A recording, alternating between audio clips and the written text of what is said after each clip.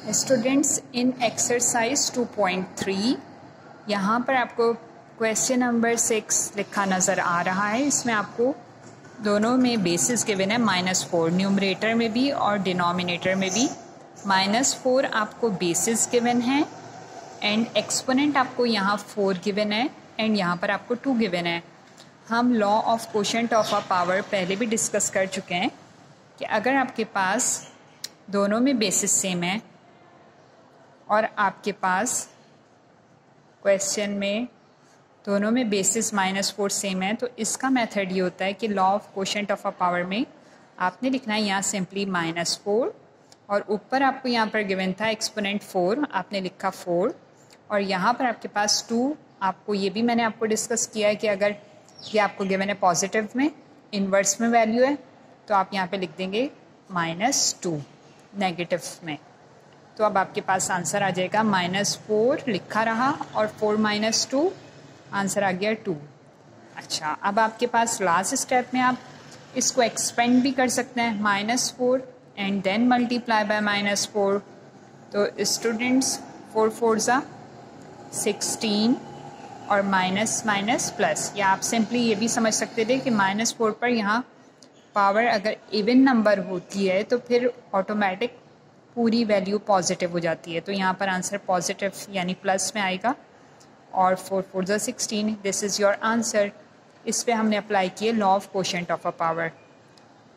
अब हम इसी तरह से क्वेश्चन नंबर 7 और क्वेश्चन नंबर 5 सिमिलर हैं, आप अटेम्प्ट कीजिएगा। क्वेश्चन 8 पर आते हैं। क्वेश्चन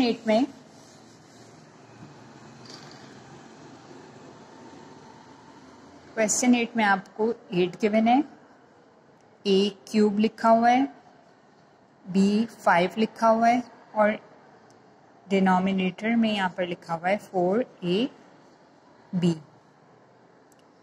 अच्छा स्टूडेंट्स, अगर इस क्वेश्चन की हम बात करें तो आप इसमें लिखा हुआ देख रहे हैं 8/4, ठीक है।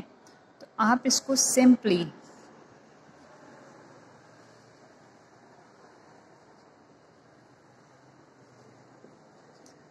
सिंप्लीफाई कर लें। 4 1 ज़ा 4, 4 2 ज़ा 8, तो ये सिंपल हो गया, आपका आंसर आ गया 2।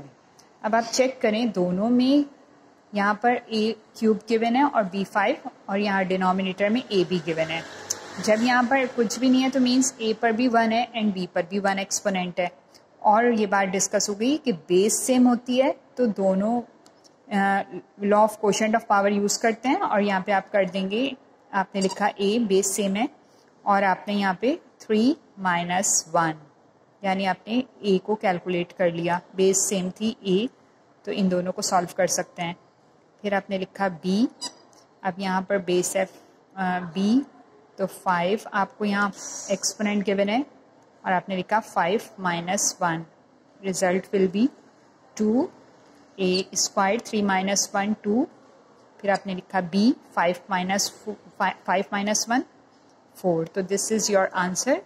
इसमें हमने पहले सिंप्लीफाई किया है एंड देन फिर आपने quotient of power law use की है और फिर आपने यहाँ पे सेम बेसिस थी तो हमने उनके एक्सपोनेंट को सबट्रैक्ट करके सॉल्यूशन फाइंड आउट कर लिया है।